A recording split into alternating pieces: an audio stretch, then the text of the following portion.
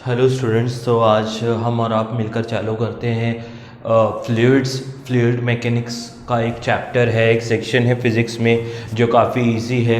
4 से 5 लेक्चर में ख़त्म हो जाता है और इसमें से 100% एक न एक MCQ आने की संभावना रहती है JEE नीट में। तो हम लोग आज स्टार्ट करते हैं फ्लूइड मैकेनिक्स। अभी फ्लूइड्स आपको पता होगा आप क्या है, ये पहले जो 2-4 मिनट 5 मिनट का मैं टाइम लूँगा, अगर आपको आता हो तो आप ये फास्ट फॉरवर्ड करके आगे का पार्ट पढ़ सकते हैं। पर थोड़ा सा अगर आप रिवाइज करेंगे कुछ इंपॉर्टेंट चीज़ें, तो फ्लूइड्स क्या होता है, सब्सटेंसेस दैट फ्लो। सब्सटेंसेस जो फ्लो होते हैं उनको बोलता जाता है फ्लूइड्स, जो एक जगह पे स्टेशनरी नहीं होते हैं, फ्लो होते हैं। जैसे उस फ्लूइड्स में दोनों आ गए, liquids as well as gases. दोनों हम लोग इसमें क्या करते हैं, लेते हैं liquids as well as gases. उसमें they do not have specific shape and size. आपको पता होगा कि लिक्विड्स का और गैसेस का कोई शेप और साइज नहीं होता है। They take volume of the container या शेप ऑफ द कंटेनर। तो उसमें जो भी कंटेनर का शेप है वही इसका शेप हो जाता है। Travel due to their own weight, ये बहुत ही इंपॉर्टेंट पॉइंट है कि वो ओन वेट के कारण ट्रैवल करते हैं या फ्लो करते हैं। उसके बाद थोड़ी थोड़ी बेसिक जो चीज़ें हैं ये आपको पता होंगी। मास क्या होता है, इनकी सबकी ज़रूरत पड़ेगी। अमाउंट ऑफ मैटर, जितना भी मैटर रहेगा अंदर उसको हम लोग मास बोलते हैं। उसका ऐसा यूनिट केजी होता है। इसमें कोई मैंने आपको नई चीज़ नहीं बताई है, जस्ट रिविजन है। वॉल्यूम क्या होता है, स्पेस ऑक्यूपाइड, जो भी वेसल के अंदर स्पेस ऑक्यूपाइड होती है उसको वॉल्यूम बोलते हैं। ये चीज़ें इसलिए बताई जाती है ताकि हम लोग एक यानी आपको लेसन में ले जा सकें। स्पेस ऑक्यूपाइड, जो भी कंटेनर के अंदर स्पेस होगा उसको हम लोग वॉल्यूम बोलते हैं। उसका ऐसा यूनिट होता है मीटर क्यूब। ये कन्वर्जेंस आपके लिए याद रखना, रिवाइज करना बहुत इंपॉर्टेंट है। 1 metre cube equal to 10⁶ centimetre cube होगा। 1 मीटर क्यूब का मतलब क्या है, 3 बार 1 metre into 1 metre into 1 metre, isn't it? तो ये क्या होगा, 100 centimetre into 100 centimetre into 100 centimetre. तो ये क्या होगा, 10⁶ ही तो होगा दोस्तों, 10⁶ सेंटीमीटर क्यूब। और 1 litre equal to 1000 centimetre cube होगा और 10⁻³ मीटर क्यूब होगा। ये बहुत ही इंपॉर्टेंट है, ये बार बार हमारे अभी सिलेबस में आएगा इसलिए इसको लिया गया है। डेंसिटी क्या होता है आपको पता है, it is a relation between mass and volume. तो डेंसिटी क्या होता है, मास अपॉन वॉल्यूम। उसका ऐसा यूनिट क्या होता है, केजी पर मीटर क्यूब। पर इसमें दो जो डेंसिटीज हैं, ये है डेंसिटी ऑफ वाटर जो कि होता है 1 ग्राम पर सेंटीमीटर क्यूब, आपको पता ही होगा। यहाँ 10⁻³ केजी मीटर क्यूब। जिन लोगों को नहीं पता है उन्होंने क्या करना है, इसको याद रखना है। उसके बाद मर्क्यूरी की जो डेंसिटी होती है, मर्क्यूरी की डेंसिटी क्या होती है, यहाँ तो 13.6 ग्राम पर सेंटीमीटर क्यूब में या फिर 13,600 केजी पर मीटर क्यूब होती है। उसके बाद स्पेसिफिक डेंसिटी या रिलेटिव डेंसिटी, ये एक यूनिटलेस क्वांटिटी होती है, क्योंकि अगर आप देखो तो it is density of substance upon density of water. ये डेंसिटी और डेंसिटी का है रिलेशन। तो केजी पर मीटर क्यूब और केजी पर मीटर क्यूब दोनों एक दूसरे को कैंसिल कर देंगे, इसलिए ये क्या है, यूनिटलेस क्वांटिटी है। स्पेसिफिक डेंसिटी अगर किसी सब्सटेंस का 2.4 है तो ये क्या है, इसका मतलब क्या होता है कि सब्सटेंस 2.4 टाइम्स हेवियर है वाटर से। Got my point. तो यहां पर फ्लूइड्स जो है इसका जो इंट्रोडक्शन है मैंने आपको बताया है। स्पेशली कुछ चीजें याद करनी जैसी है, ये रिलेशंस या फिर ये density of water, density of mercury, ये आपको याद होना चाहिए। डेंसिटी क्या होता है, मास अपॉन वॉल्यूम। मास अपॉन वॉल्यूम आपको थोड़ा सा इमेजिन करा लूं तो देखिए, अगर एक सिंपल एग्जांपल मैं दूंगा उससे आइडिया आ जाएगी कि 1 kg अगर आयन का मैं बार लूं, अगर मैं वेजिटेबल वाले के पास जाता हूं, ग्रोसर के पास, और उसको बोलता हूं 1 किलो बटाटे दो, तो 1 किलो आयन का बार वो एक साइड रखता है, isn't it? 1 किलो आयन का बार तो इतना ही होता है, पर उससे बटाटे कितने मिलते हैं, इतने। तो स्पेस वही 1 किलो है, मास तो, isn't it? पर 1 किलो आयन तो वो तो इतना ही स्पेस ऑक्यूपाई कर रहा है, और वह 1 किलो बटाटे इतना सारा स्पेस ऑक्यूपाई करते हैं। तो डेंसिटी क्या होता है, it is a relation of mass and volume. तो ये छोटी छोटी चीजें हैं, आप अगर पता हो तो आप ठीक है, नहीं तो फ्रीज करके एक बार आप नोट्स में ले सकते हैं। जो नेक्स्ट पॉइंट मैं आपको बता रहा हूं वो है प्रेशर। देखिए प्रेशर जो है आपने बचपन से ही पढ़ा है। What is pressure? प्रेशर क्या होता है? It is distribution of force over an area. Force कितना डिस्ट्रीब्यूटेड है ओवर एन एरिया। अब मेरी बात समझने की कोशिश कीजिए। जैसे मान लो एक सिंपल हम लोग बचपन से एग्जांपल पढ़ते आ रहे हैं, कीला हो तो कीले का हेड रहता है और टेल रहता है, इजंट इट? तो कीले को हम लोग मारते हैं तो कीला जो है ऊपर का जो हेड है उसका एरिया ज्यादा रहता है और उसका जो एंड है वो क्या होता है, थोड़ा सा ऐसे पॉइंटेड नोकीला होता है। तो जो भी हम फोर्स मारते हैं वो कहां जाता है? एक पॉइंट पे जाता है। तो जब उसकी एरिया घटती है तो होता क्या है कि फोर्स अपना इंपैक्ट ज्यादा दिखाता है। तो फोर्स अपॉन एरिया यानी फोर्स किस तरह से एक एरिया के ऊपर डिस्ट्रीब्यूटेड है ये जान लेना बहुत ज्यादा जरूरी है। फोर्स लग रहा तो है, अगर आपको किसको मारना हो तो ऐसे मारते, कैसे क्या करते हो, अपना एरिया मारना नहीं किसको, पर आप अपना क्या करते हो, एरिया कम कर लेते हो हाथ का और मारते हो। तो आपको पता है कि मुक्के का इंपैक्ट ऐसे हाथ से ज्यादा लगेगा, इजंट इट? तो प्रेशर ये क्या है? Force distributed over an area. उसके अलावा आपने देखा होगा कि कई बार रेलवे में होता क्या है कि रेलवे इतनी बड़ी वजनदार मालगाड़ियां चलती है रेलवे ट्रैक पे, तो इतनी छोटी पतली सी रेलवे ट्रैक होती है। तो फिर क्या करते हैं, वो रेलवे अगर उससे इतनी फास्ट जाएगी तो वो तो जो क्या बोलते हैं ट्रैक्स, वो नीचे धंस जाएंगे। तो इसलिए दो ट्रैक्स के बीच में हमेशा आपने देखा होगा, मान लो ये पहला ट्रैक है, ये दूसरा ट्रैक है, उसके बीच में ऐसे वुडन लॉग्स लगे रहते हैं,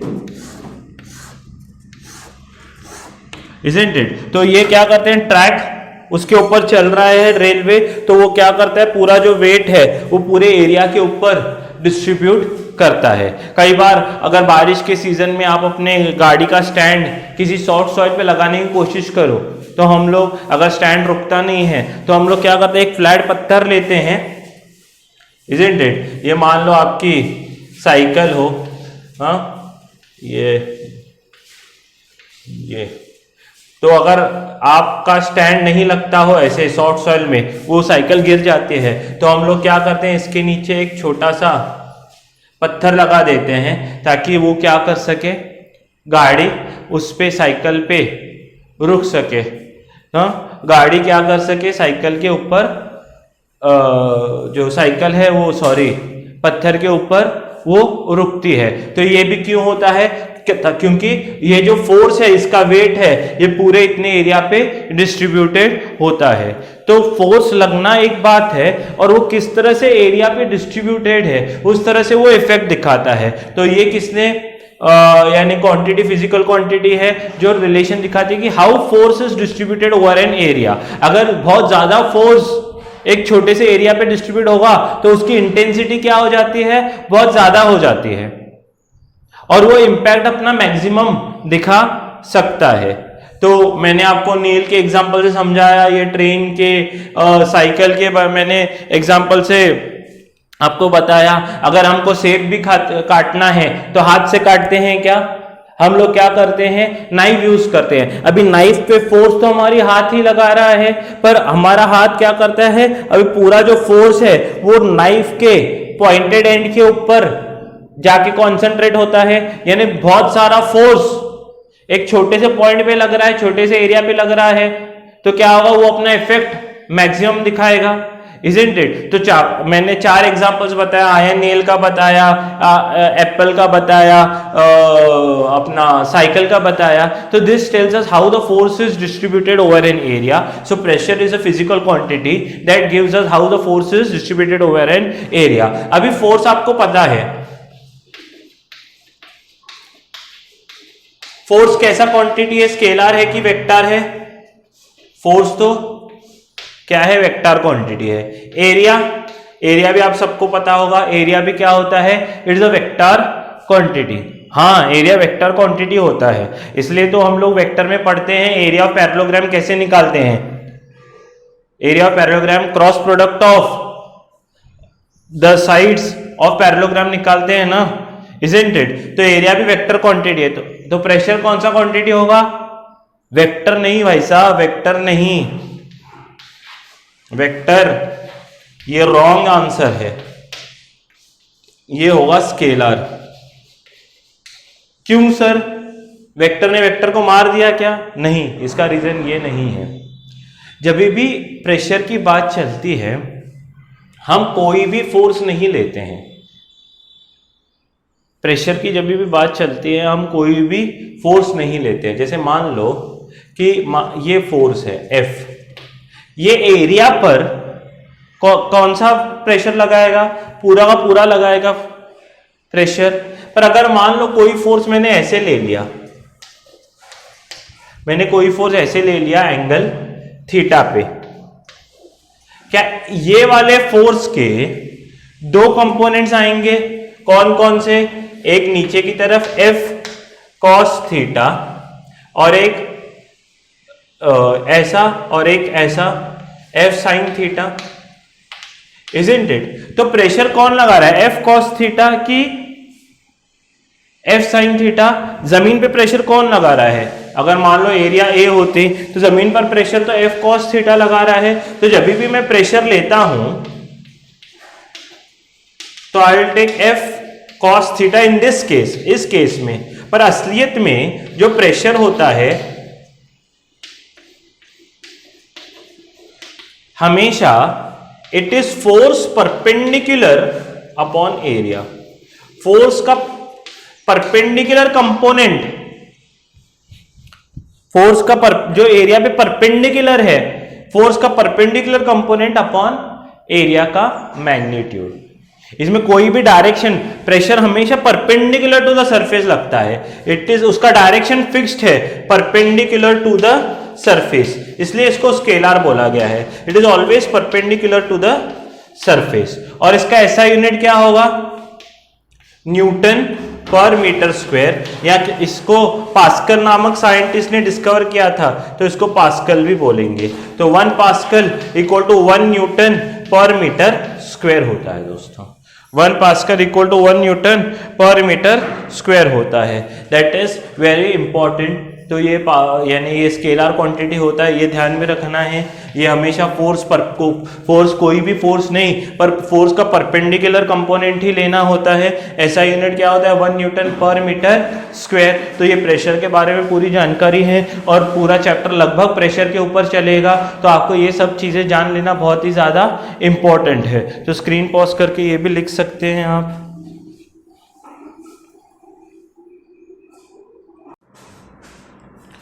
तो आइए नेक्स्ट पॉइंट पे हम लोग चर्चा करते हैं। नेक्स्ट पॉइंट जो है वो है, अभी धीरे धीरे करके चैप्टर स्टार्ट हो रहा है। तो नेक्स्ट पॉइंट जो है pressure due to a fluid. तो pressure due to a fluid बहुत ही सिंपल है। Pressure due to a liquid बोलो, फ्लूइड बोलो। मान लो कि मैंने एक कंटेनर ले लिया। एक कंटेनर लेने के बाद इसमें मैंने क्या किया है? मैंने लिक्विड पूरा तरह भरा है, जिसका जो डेंसिटी है वो रो है। डेंसिटी ऑफ द लिक्विड कितना है? रो है। और एरिया जो है बेस का एरिया ए है, इजंट इट? बेस का एरिया क्या है? ए है। और हाइट h तक भरा है मैंने। अगर आप ध्यान से देखो, और मुझे चाहिए प्रेशर जो बेस पे लग रहा है। अभी बेस पे प्रेशर कितना लगता है? जितना, यानी फोर्स कितना लगेगा? जितना वेट होगा। तो वेट कितना क्या रहता है? वेट रहता है m इंटू जी। और मास को, density equal to mass upon volume होता है। और वॉल्यूम, मास कितना होगा? Density into volume. और वॉल्यूम क्या होता है? Area of base into height. तो मास की जगह क्या लिखा जाएगा? Rho A into H. Volume कितना होता है? A into H upon into g. तो pressure equal to force upon area. Base पर फोर्स कौन सा लग रहा है? लिक्विड का वेट ही तो लग रहा है। है कि नहीं बच्चों? वो जो बेस पर फोर्स लग रहा है वो क्या है? It is a weight of the liquid, और वेट ऑफ द लिक्विड कितना है? रो A into H into ji upon ए। तो ए ने ए को कैंसिल कर दिया, तो प्रेशर ड्यू टू लिक्विड कितना रहता है? रो एच जी। हाँ, pressure of the liquid, pressure of liquid कितना होता है? रो एच जी। बहुत ही इंपॉर्टेंट चीज है, प्रेशर ऑफ लिक्विड कितना रहता है? Rho h g. Got my point? अगर टोटल प्रेशर पूछेंगे बेस पर,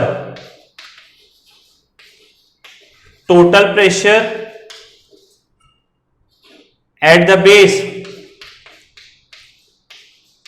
वो होगा P naught plus rho h g, जहां P नॉट है एटमॉस्फेरिक प्रेशर, एटमॉस्फेरिक प्रेशर, और इसको बोलते हैं प्रेशर ऑफ द लिक्विड या गॉज प्रेशर भी बोलते हैं।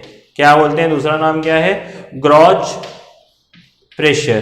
तो ये टोटल प्रेशर होता है एट द बेस, और एटमॉस्फेरिक प्रेशर का यूनिट क्या होता है? 1 एटमॉस्फेयर, या 1 एटमॉस्फेयर को क्या लिख सकते हैं? 1.01 into 10⁵ newton per metre square, that is atmospheric pressure. अगर टोटल प्रेशर बोलेंगे तो दोनों ऐड करना है, नहीं तो प्रेशर ऑफ द लिक्विड कितना रहता है? Rho h g. Got my point? तो ये पहला जो डेरिवेशन है, पहला कंसेप्ट है जो मैंने आपको सिखाया हुआ है, तो आप इसको पॉज करके नोट डाउन कर सकते हैं। तो यहाँ पर मैंने रो एच जी का आपको प्रेशर का डेरिवेशन बताया। अभी यहाँ पर जो नेक्स्ट पॉइंट जो हम लोग देख रहे हैं वो है कि प्रेशर ऑफ द लिक्विड कितना होता है। जैसे मान लो कि ये ए पॉइंट है, ये बी पॉइंट है, ये सी पॉइंट है, तो यहाँ पर प्रेशर किसका ज़्यादा होगा? ए का ज़्यादा होगा और बी और सी का इक्वल होगा, या ए का कम होगा और बी और सी का इक्वल होगा, इजंट इट? या तीनों ए बी सी सेम होंगे, इजंट इट? या P of B greater than P of C greater than P of A होगा, इजंट इट?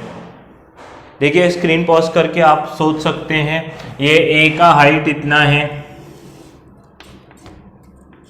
पानी का, बी में अगर देखूं तो मैं यहाँ तक का ही हाइट पानी का लगता है, इजंट इट?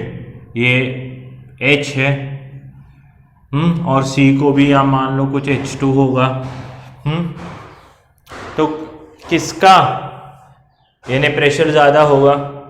आमतौर पे ऐसे लगता है, हमको लगता है, मैं स्ट्रेस कर रहा हूं इस पॉइंट पे कि A का हाइट ज़्यादा है तो प्रेशर एट A ज़्यादा होगा B और C से। पर लॉजिकली थोड़ा सा सोचो, अगर एक ही वेसल में अगर एक पॉइंट का प्रेशर ज़्यादा है और दूसरे पॉइंट का प्रेशर कम है, तो वाटर कहां से कहां फ्लो करेगा? हाई प्रेशर से लो प्रेशर तक जाएगा। लॉजिकली सोचो, तो कोई भी कंटेनर होता है किसी भी शेप का, तो उसमें क्या ऐसा होता है कि कंटेनर के एक पॉइंट से कंटिन्यूसली पानी घूम रहा है, दूसरी तरफ जा रहा है। ऐसा होता है क्या? कई बार आपके घर में क्रॉकरी होगा, अलग अलग तरह के ग्लासेस आते हैं, अलग अलग शेप के ग्लासेस आते हैं, ऐसा कुछ ग्लास आता है, तो उसमें कंटिन्यूसली क्या लिक्विड फ्लो होता है क्या? नहीं, वो तो एक जगह पे स्टेशनरी रहता है ना? आप अलग अलग ग्लासेस में जूस पीते होंगे, जूस के ग्लासेस रहते हैं अलग अलग शेप के, तो उसमें लिक्विड कंटिन्यूसली फ्लो होते हुए देखा है क्या? नहीं, लिक्विड तो स्टेशनरी होता है। लिक्विड स्टेशनरी क्यों होता है? Because the pressure at every point in the liquid is same, नहीं तो वो लिक्विड फ्लो करने लगेगा। एक हाइट पे प्रेशर सेम ही होता है, तो यहां पर बेस पे भी प्रेशर तीनों में सेम ही होगा। P A equal to B equal to C, यहां पर भी इस केस में भी P of A equal to P of B equal to P of C ही होना है। अब इसका लॉजिक सुने, जो साइंटिफिक फिजिक्स में लॉजिक जो दिया जाता है वो ऐसा दिया जाता है, भले ही यहां पर वेट कम है, इजंट इट? भले ही यहां पर वाटर का वेट कम है, पर अगर मैं ये वाला जो, एक मिनट में दूसरे कलर का चौक ले लेता हूं, जो ये वाला पॉइंट है इसका जो नॉर्मल रिएक्शन लगेगा, क्या वो इस तरह लगेगा नॉर्मल रिएक्शन? और नॉर्मल रिएक्शन का एक कंपोनेंट अगर आप देखोगे तो वो होगा n sin थीटा, और दूसरा कंपोनेंट नीचे की तरफ आएगा n cos थीटा। तो ये जो नॉर्मल रिएक्शन का कंपोनेंट है, ये जो एक्स्ट्रा पानी इसमें है, इसका वेट जो एक्स्ट्रा है उसको एड अप कर देता है। ऐसे माना जाता है कि n cos theta B point पे जब प्रेशर निकालूंगा वो निकालूंगा मैं n cos theta plus weight upon area. पर ए पे जो निकालूंगा मैं प्रेशर, तब सिर्फ वेट अपॉन, क्योंकि यहां पर ए पॉइंट पे तो यही वेट है, तो वेट अपॉन एरिया होगा। क्योंकि यहां पर वेट भले ही इसका वेट ज्यादा है, पर क्योंकि एक्स्ट्रा n cos थीटा इधर आता है तो वो क्या कर देता है, वो एक्स्ट्रा वेट को ऑक्यूपाई कर लेता है। तो क्या होगा, इसमें वेट एक्स्ट्रा है ए पॉइंट में, तो इसमें n cos थीटा एक्स्ट्रा है, इजंट इट? तो फिर वो जो n cos थीटा है वो एक्स्ट्रा वेट का जो कंपोनेंट है उसको एड अप कर देता है, ऐसे माना जाता है। तो pressure of A equal to B equal to C होता है बेस एक पर्टिकुलर लेवल पे। अगर मैं यहां पर भी 3 पॉइंट्स लूं A B C, हाइट के हिसाब से प्रेशर को देखा जाता है। एक पर्टिकुलर लेवल पे उस पूरे लेवल का प्रेशर सेम ही होगा। ये बहुत ही इंपॉर्टेंट पॉइंट है कि नोटिंग पॉइंट है। Pressure at any level, vertical level, pressure at any level या any height is equal irrespective of shape of the container, shape of container। यहां पर भी अगर आप देखोगे तो यहां पर बोल सकते हो कि जो एक्स्ट्रा वेट है वो है, भाई यहां पर एक्स्ट्रा लग रहा है वेट, या इस थोड़ा और कोने में ले लेता हूं बी पॉइंट, तो यहां पर दो भाई सर यहां पर तो इतना सारा वेट लग रहा है, इसका नॉर्मल रिएक्शन देखो, ये ऐसा जाएगा नॉर्मल रिएक्शन, तो उसका एक कंपोनेंट इधर आएगा n cos थीटा और n sin theta, isn't it? n cos theta and n sin theta. तो n sin थीटा कुछ एक्स्ट्रा वेट को माइनस करने में सक्षम है। यहां पर अगर बी पॉइंट का प्रेशर लेंगे तो wait minus n sin theta लेना पड़ेगा, तो जो एक्स्ट्रा वेट है वो n sin थीटा खा लेगा। और ए का तो वेट पूरा का पूरा ही है और सी का भी वेट वैसे ही होगा। तो यहां पर n cos थीटा नीचे की तरफ लग रहा है तो वो प्रेशर बढ़ाने का काम कर रहा है, भले ही पानी कम है वो प्रेशर बढ़ाने का काम कर रहा है। यहां पर n sin थीटा क्या कर रहा है, प्रेशर घटाने का काम कर रहा है। Got my point? तो pressure at any level is same irrespective of shape of the container. ये बहुत ही इंपॉर्टेंट पॉइंट है। तो अभी मैंने आपको बताया कि अगर मान लो कि कोई कंटेनर ऐसा है, उसका शेप या किसी कंटेनर का शेप ऐसा है,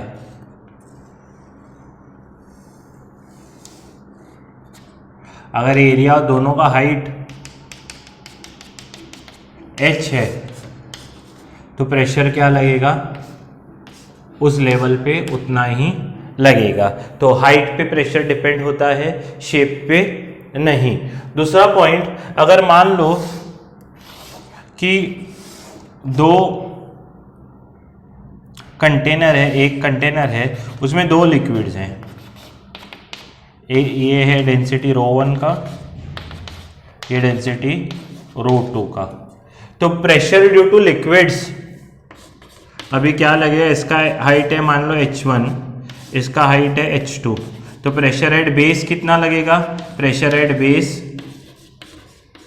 अगर टोटल प्रेशर की बात करेंगे तो P0 भी आएगा एटमॉस्फेरिक प्रेशर, प्लस इसका हाइट h2 अच्छा लेंगे, इसका h1 लेंगे तो अच्छा रहेगा। तो ρ1 h1g प्लस ρ2 h2g, और तीसरा भी होगा तो ρ3 H3G एंड 10 होंगे तो उतना प्रेशर अलग अलग हाइट्स का ऐड अप होके, क्योंकि वो वेट ही ऐड हो जाएगा। तो इस तरह से हम लोग इसको कर सकते हैं। दूसरा, अगर मैं आपको एक सवाल के रूप में एक क्वेश्चन, अगर आपको कंसेप्ट समझा है तो आपको आना चाहिए। मान लो कि यहां पर एक लिक्विड है,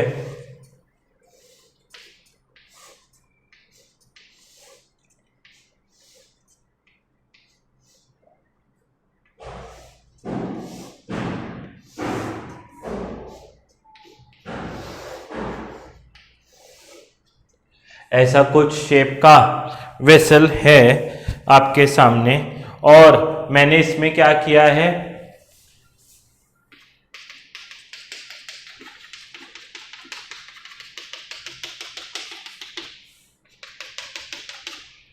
H1 हाइट का और भरा है दोनों तरफ, और डेंसिटी रो है, और मुझे एक पॉइंट इधर है, इसका बेस से H2 हाइट है और ये पॉइंट है A, तो मुझे प्रेशर एट A फाइंड करना है। What is pressure at A? Pressure at A question mark है, ये फाइंड करना है।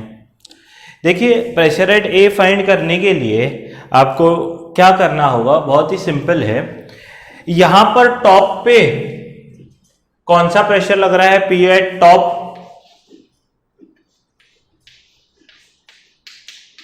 सिर्फ एटमॉस्फेरिक प्रेशर, क्योंकि लिक्विड तो है नहीं उधर। P eight top atmospheric pressure लग रहा है। जैसे जैसे नीचे आऊंगा मैं, क्या वेट बढ़ते जाएगा?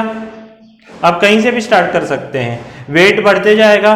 बेस, यहां पर बेस पे प्रेशर एट बेस, नीचे आएंगे तो प्रेशर बढ़ेगा कि घटेगा? नीचे आएंगे तो प्रेशर बढ़ेगा, तो ये लिखा जाएगा P0 plus row H1G, isn't it? फिर मैं यहां पर नीचे चल रहा हूं बेस से, क्योंकि सेम लेवल है, हाइट में कुछ बदलाव नहीं है, तो यहां पर जो प्रेशर होगा क्या वो भी इतना ही होगा, P0 plus row H1G, isn't it? इतना होगा नहीं होगा? अगर यही लेवल है, मैंने बताया कि हाइट पे डिपेंड करता है, यहां पर हाइट सेम है तो प्रेशर उतना ही होगा।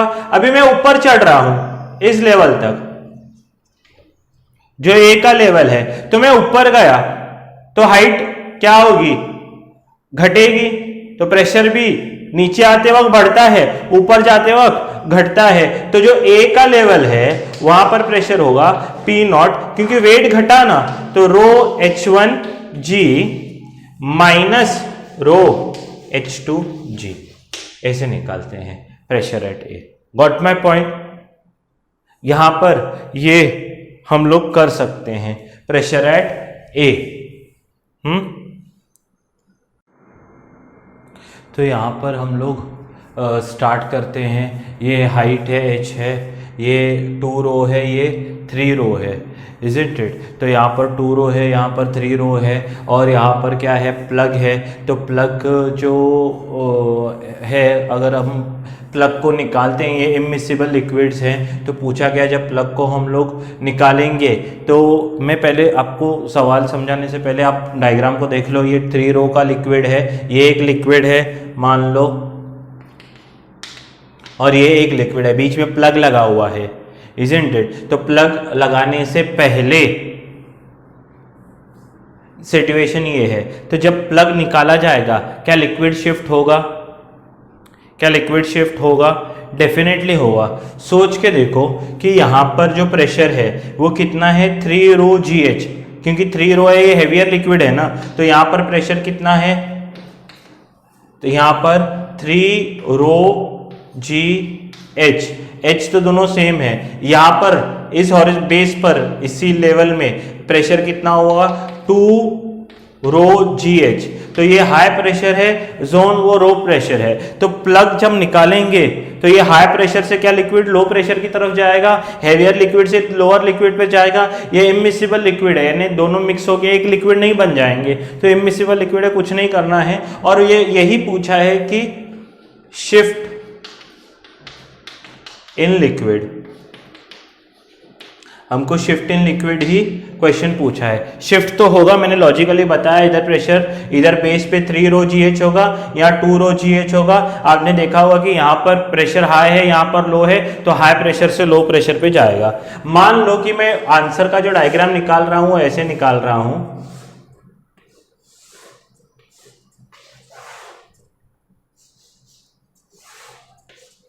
कि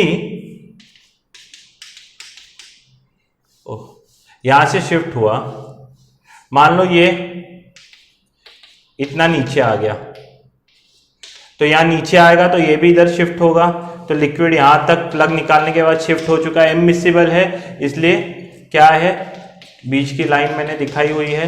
अगर ये मान लो कि x से शिफ्ट हुआ नीचे, तो ये क्या होगा, x से ऊपर आएगा।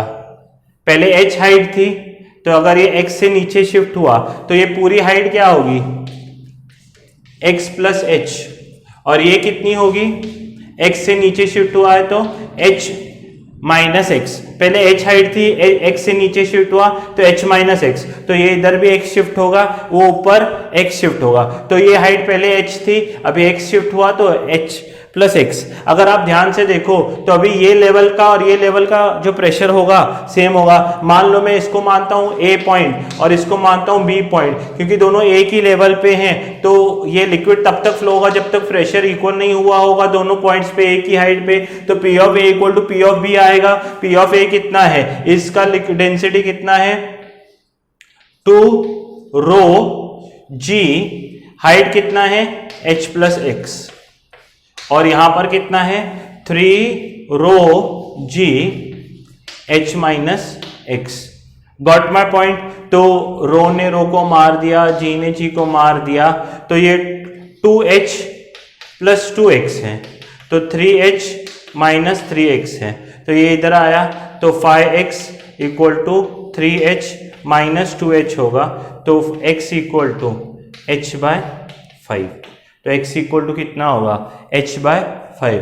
Got my point. तो शिफ्ट कितना है, h बाय 5 का। समझा दोस्तों।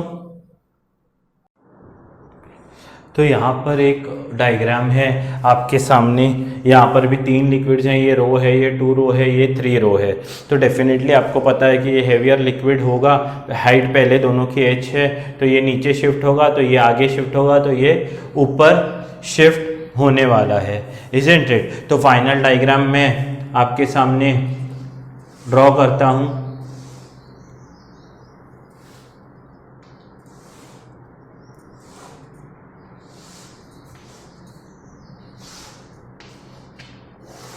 ये भी वही शिफ्ट वाला प्रॉब्लम्स है, यहाँ एक के जगह 2 हैं, प्लग्स निकाल दिए गए, वही सब इमिसिबल लिक्विड्स हैं। तो अगर ये नीचे शिफ्ट x से हुआ तो ये क्या होगा, नीचे शिफ्ट होगा, ये पहला लिक्विड यहाँ तक आएगा, और इसका हाइट क्या लिखा जाएगा, h minus x, isn't it. इसका क्या लिखा जाएगा, h माइनस एक्स। ये जो था पूरा ये L था, इज़न्ट इट। तो ये ऊपर शिफ्ट हो गया, ये ऊपर शिफ्ट हो गया, कितना शिफ्ट हो गया होगा, ये भी x शिफ्ट हो गया होगा, इज़न्ट इट। तो ये x शिफ्ट हो गया ऊपर, ये जो था दोनों यहां से ये आगे शिफ्ट हुआ, तो ये ऊपर शिफ्ट होगा ना, तो ये भी x शिफ्ट हो गया ऊपर। और ये जो है ये तो क्या है, h हाइट यहां से, या इसकी हाइट तो अभी भी h है, ये ऊपर शिफ्ट हो गया है, पर ये कॉलम यहां से ऊपर गया ना, तो सेम होगा। तो फिर से ये जो लिक्विड है ये पॉइंट पे, पिंक चौक कहाँ गया मेरा पिंक चौक, ये रहा। तो ये जो हाइट है ये B और ये जो पॉइंट है A, तो P of A is equal to P of B होगा। तो A पॉइंट पे किसका किसका प्रेशर लग रहा है? रो वाले लिक्विड का कितने हाइट तक? H हाइट तक, तो रो Hg प्लस ये लिक्विड कितना है? रो Xg, हाइट उसकी x है, it is equal to sorry इसका जो डेंसिटी है वो 2 रो है नीचे वाले लिक्विड का, और इसका 3 रो, हाइट कितना है? h minus x g. Got my point? तो रो g, इधर इसका हाइट h है, इसका x है ना, तो रो h g, इसका 2 रो x g, इसका 3 h माइनस एक्स जी, तो रो जी कैंसिल होगा, इधर बचेगा h प्लस 2x, इधर बचेगा 3h माइनस 3x, तो इधर भी आया तो 5x इक्वल टू ये इधर आया तो 2h हो जाएगा, तो शिफ्ट कितना होगा? 2h अपॉन 5, तो that is the final answer. तो ये शिफ्टिंग वाले प्रॉब्लम्स हैं जो हमको आने चाहिए। बहुत सारे ऐसे सवाल पूछे जाते हैं, तो आप स्क्रीन पॉज करके लिख सकते हैं। तो देखिए यहाँ पर पहले तो ये डायग्राम को मत देखिए, ये डायग्राम को देखिए। ये डायग्राम क्या है कि यहाँ पर एक सर्कुलर ट्यूब है, ये मान लो थोड़ा टमाटर का शेप हो गया, पर एक सर्कुलर है, इसका रेडियस कितना है? r है, और दोनों एकदम हॉरिजॉन्टल तक भरे हुए हैं, एकदम बीच में इसका प्लग है लगा हुआ, और ये रो का है और ये 2 रो का है, इजंट इट? फिर से वही, अगर प्लग निकालेंगे तो शिफ्ट कहाँ होगा? ये 2 रो है, ये रो है, डेफिनेटली ये हैवियर लिक्विड है। तो अब ये जो पहले हॉरिजॉन्टल लेवल्स थे, लिक्विड ऐसे थे, अभी जैसे ही प्लग निकालेंगे तो ये हैवियर लिक्विड नीचे आने की कोशिश करेगा और ये ऊपर जाने की कोशिश करेगा, और ये जो हॉरिजॉन्टल लेवल है वो ऐसे हो जाएगी, होगी नहीं होगी? और यही जो शिफ्ट है, हाँ, shift in terms of theta पूछा है, shift in terms of theta हमको फाइंड करना है। तो ये मैंने आपको आंसर का डायग्राम ड्रॉ किया है, जो ये ऐसा था लिक्विड, ये नीचे आएगा, ये ऊपर चढ़ जाएगा, तो ये जो लिक्विड था ये आगे गया, तो अभी यहां तक है ये लिक्विड पहला, इजंट इट? और दूसरा जो लिक्विड है वो क्या है? यहां तक है। Got my point? अभी जो प्रेशर होगा दोनों के वजह से, इस साइड की वजह से और इस साइड की वजह से, इस पॉइंट ए पर, बेस पर हमको निकालना है, भले लिक्विड का शेप कैसा भी हो ना, हम we are interested in height. अभी देखिए ये वाली लेवल का हाइट अगर मान लो, मानता हूं मैं h1, इजंट इट? ये वाला जो यही लिक्विड आगे शिफ्ट हुआ है, इसका लेवल मानता हूं मैं h2, और ये वाला जो लेवल है इसका हाइट मानता हूं मैं h3, इसका हाइट मानता हूं मैं h3। कहां से कहां तक? ये यहां से यहां तक नहीं होगा, लिक्विड कहां से कहां तक है? यहां से यहां तक, ये h3 होगा मेरे दोस्तों। अभी देखिए ये थीटा है, मैंने मान लिया कि ये डिस्प्लेसमेंट थीटा है, तो इसका वर्टिकल एंगल ये भी थीटा होगा, इजंट इट? तो अगर मैं क्या करूं, ये क्या है? ये रेडियस है, तो अगर ये थीटा है तो ये कितना आएगा? 90 माइनस थीटा, इजंट इट? ये 9, अगर ये थीटा है तो ये भी थीटा होगा, ये 90 माइनस थीटा होगा, ये आर है। तो जब पहला ट्राइंगल निकालूंगा ये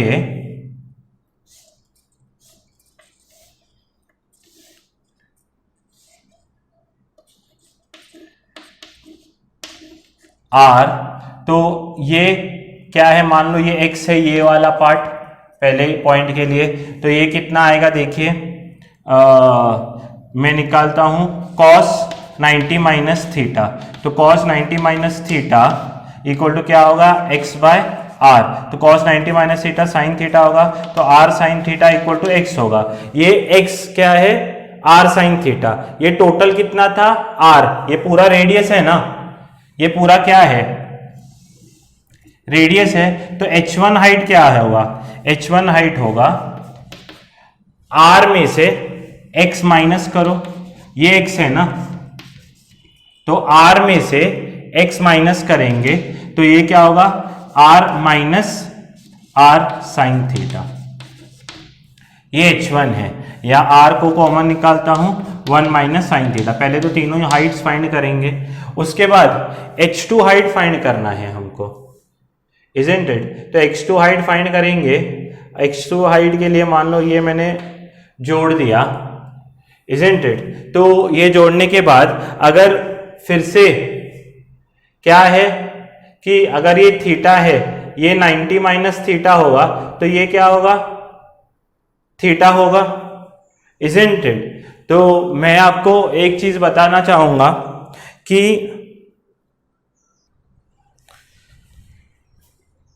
मैं आपको एक चीज बताना चाहूंगी, फिजिक्स में दो ही एंगल्स होते हैं, ये थीटा है तो ये 90 माइनस थीटा होगा, तो ये एंगल जो है थीटा होगा, ये 90 माइनस थीटा होगा, इजंट इट। तो ये वाला अगर मुझे हाइट निकालना है h3, हाँ, तो ये कितना है, ये r है, तो ये वाला ऊपर वाला पार्ट जो है, ये वाली हाइट यहां इस लेवल तक होगी, तो ये वाला जो ये क्या हो जाएगा, अगर ये थीटा है, इजंट इट, तो ये कितना होगा, ये r cos थीटा होगा, और ये वर्टिकल कंपोनेंट इस वाले ट्राइंगल का r साइन थीटा होगा, इजंट इट, ये r साइन थीटा होगा ऊपर वाला, और ये वाला पार्ट जो है ये कितना होगा, r, ये cos थीटा हॉरिजॉन्टल कंपोनेंट होगा, वर्टिकल कंपोनेंट ये वाले r का, ये वाले r का, ये r cos 90 माइनस थीटा, और वर्टिकल कंपोनेंट क्या होगा, r sin 90 माइनस थीटा। ये वाला रेडियस की बात कर रहा हूं मैं, थोड़ा सा ज्योमेट्री पे ध्यान दें। तो ये r cos थीटा हॉरिजॉन्टल होगा, cos 90 माइनस थीटा, और वर्टिकल कंपोनेंट क्या होगा, r sin 90 माइनस थीटा। तो sin 90 माइनस थीटा कितना होता है, r cos theta. Got my point. ये देखिए ना, ये r, ये एंगल 90 माइनस थीटा है ना, तो r cos theta, r sin theta, या इसको भी आप ले सकते हैं। तो ये तो h3 कितना आ गया मेरा, r common sin theta plus cos theta. उसके बाद h2 कितना होगा, h2 दोस्तों, h2 कितना होगा, r माइनस, ये पूरा r है, r माइनस r, ये r है, तो इसका जो ये वाला कंपोनेंट थीटा को चिपक के ये वाला कंपोनेंट कितना होगा, r cos थीटा। तो h2 क्या आएगा, r minus r cos theta. तो ये पूरा ज्योमेट्री से आपको लिखना पड़ेगा। अगर प्रेशर ऑफ A इस तरफ से लिखूंगा मैं, तो लिखा जाएगा, यहां पर तो सिर्फ यही लिक्विड है 2 रो वाला, तो 2 रो, इसका h1 हाइट कितना है, h1 g, it is equal to, इस साइड से प्रेशर लिखेंगे तो ये 2 रो h2g प्लस ऊपर वाले का कितना है हाइट, h3 है, तो और उसका डेंसिटी तो रो है, रो h3g, तो g ने g को मार दिया, रो ने रो को मार दिया, तो 2 h1 कितना है, r 1 माइनस साइन थीटा, और h2 कितना है, r 1 माइनस कॉस थीटा, और h3 कितना है, r sign theta plus cos theta. तो r यहां पर 2 एक बचा हुआ है, r कैंसल होगा, इजंट इट? तो 2 से मल्टीप्लाई करेंगे तो 2 minus 2 sine theta, isn't? और ये 2 minus 2 cos theta equal to sine theta plus cos theta. Got my point? तो यहाँ बीच में प्लस होगा, इजंट इट? तो 2 से कैंसिल हो जाएगा, ये साइन थीटा इस साइड आया तो minus 2 sine theta minus sine theta आएगा, और उस side minus 2 cos theta plus cos theta यानी माइनस कॉस थीटा आएगा। तो ये माइनस 3 साइन थीटा आएगा माइनस कॉस थीटा, तो माइनस माइनस कैंसिल होगा, तो टेन थीटा इक्वल टू 1/3। तो टेन थीटा इक्वल टू 1/3 होगा। This is the shift in angle theta. बहुत ही अच्छा सम है ये, आप एक बार सिर्फ ज्योमेट्री पे ध्यान देना है। हाइट h1 का, यहाँ इतनी हाइट है लिक्विड्स की, इजंट इट? शेप कुछ भी हो ना, हाइट पे डिपेंड करता है। इसका भी शेप कुछ भी हो ना, हाइट कितना है h2, इसका हाइट कितना है h3। ये तीनों हाइट्स आपको फाइंड करके सोल्यूशन निकालना पड़ेगा। स्क्रीन पॉज करके लिख सकते हैं सब। तो नेक्स्ट पॉइंट है बैरोमीटर। बैरोमीटर बहुत बार लेबोरेटरीज में यूज़ किया जाता है प्रेशर वगैरह को फाइंड करने के लिए। अगर आपको पता होगा तो बैरोमीटर बहुत ही एक इम्पॉर्टेंट इंस्ट्रूमेंट होता है प्रेशर को फाइंड आउट करने के लिए। तो बैरोमीटर को अगर प्रेशर फाइंड करना है तो मान लो एक लिक्विड का वेसल है, उसमें क्या है, लिक्विड भरा गया है जिसका डेंसिटी रो है, इजंट इट? तो मैं अगर क्या करूं, एक टेस्ट ट्यूब लूं, एक छोटा सा टेस्ट ट्यूब लूं और उसको लेकर पूरा बैरोमीटर में भरूं, तो पूरा बैरोमीटर में जैसे ही उसको मैं भरूंगा, इजंट इट? तो क्या होगा, अंदर मैंने डुबो दिया तो पूरे बैरोमीटर में पानी भर जाएगा। ध्यान से देखना, पूरे मैंने बैरोमीटर को पानी में भरा हुआ है। ये इमेजिन करो कि बैरोमीटर पानी के अंदर है, पूरा पानी है। मैंने इसको उल्टा कर दिया, उल्टा करके मैं धीरे से इसको ऊपर धीरे धीरे खींच रहा हूं। जैसे मैं धीरे से ऊपर खींचूंगा, इसमें से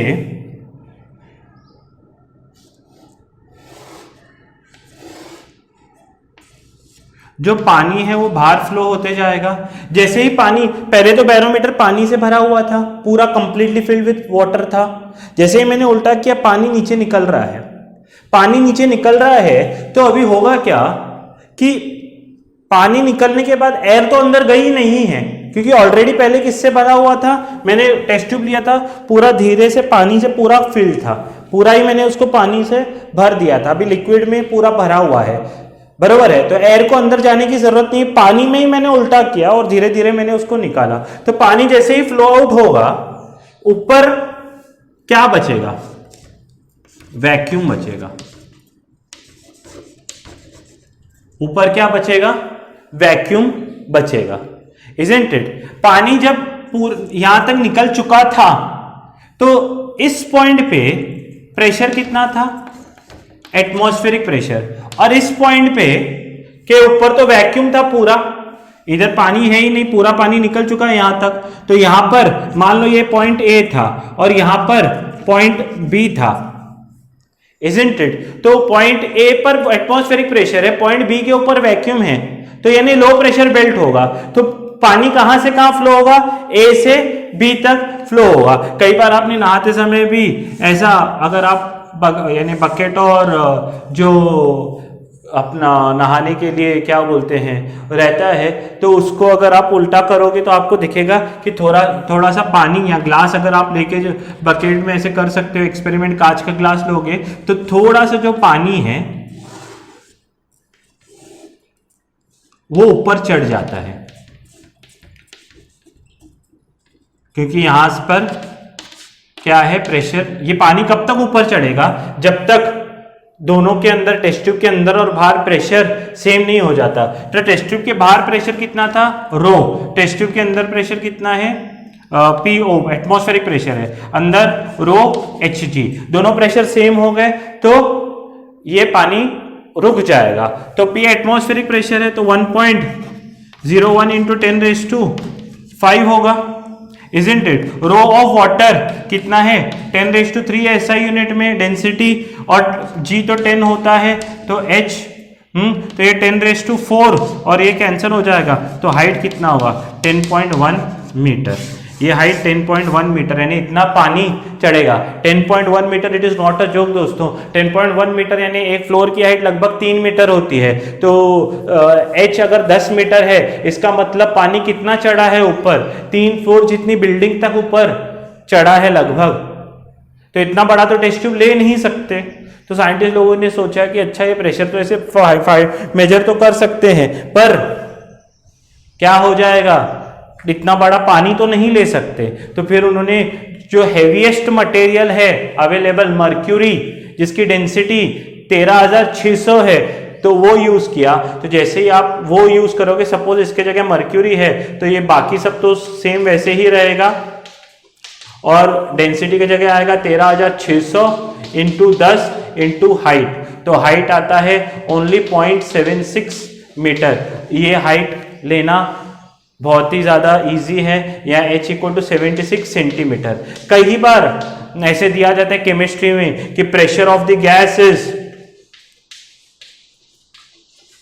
76 सेंटीमीटर ऑफ Hg। इसका मतलब क्या है, मतलब ये है, मतलब क्या है कि ये भी एक प्रेशर का यूनिट है। प्रेशर का यूनिट है 76 सेंटीमीटर ऑफ Hg।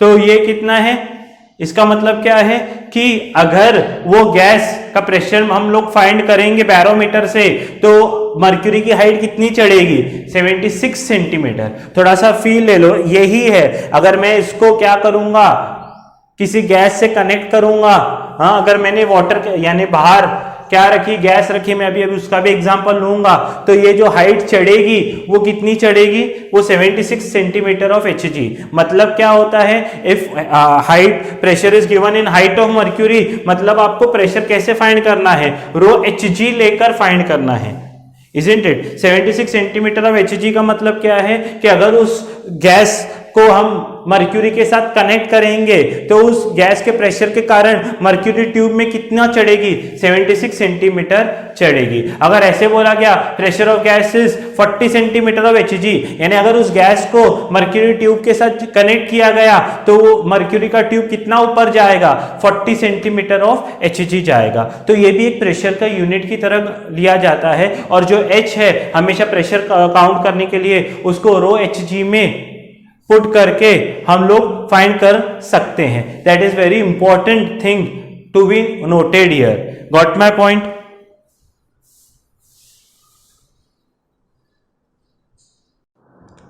तो बैरोमीटर का जो इंस्ट्रूमेंट है वो कुछ इस तरह से रहता है। मान लो ये गैस का कंटेनर है जिसका प्रेशर हमको फाइंड आउट करना है। एक ट्यूब लिया जाता है। एक ट्यूब लेने के बाद हम क्या किया जाता है, उस ट्यूब में एक लिक्विड को भरा जाता है पूरी तरह से। वो मर्क्यूरी हो सकता है या दूसरा कोई भी लिक्विड हो सकता है जिसकी डेंसिटी पर पता होनी चाहिए। आमतौर पे मर्क्यूरी यूज़ करते हैं अगर स्पेशल लेबोरेटरीज होती हैं। अगर मैंने इस गैस कंटेनर के साथ इसको ये नॉब को कनेक्ट किया तो होगा क्या, गैस यहाँ पर प्रेशर लगाएगा, isn't it? और गैस प्रेशर लगाने के बाद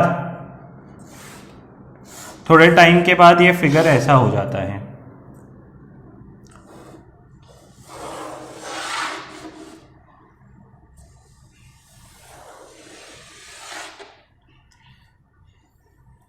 थोड़ा सा वर्टिकल ऐसे, यूट्यूब, इसको यूट्यूब बोलते हैं। यूट्यूब यानी जिस पे आप ये देख रहे हो वो नहीं यूट्यूब, ये यू शेप का ट्यूब होता है, isn't it? और इस लेवल तक गैस इसको पुश कर देगा, इसके बाद ये आता है। अगर मैं ये लेवल को यहाँ पर ले लूँ तो ये लेवल का लिक्विड यहाँ से लेकर H हाइट तक हम इस स्केल की मदद से फाइंड कर सकते हैं कि किस लेवल तक।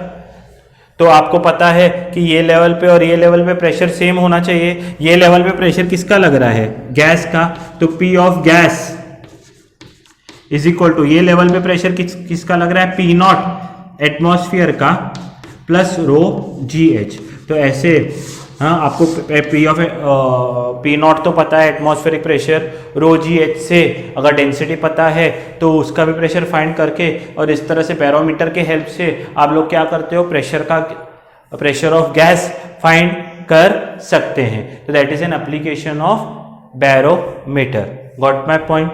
तो ये बहुत ही इंपॉर्टेंट इंस्ट्रूमेंट है बैरोमीटर।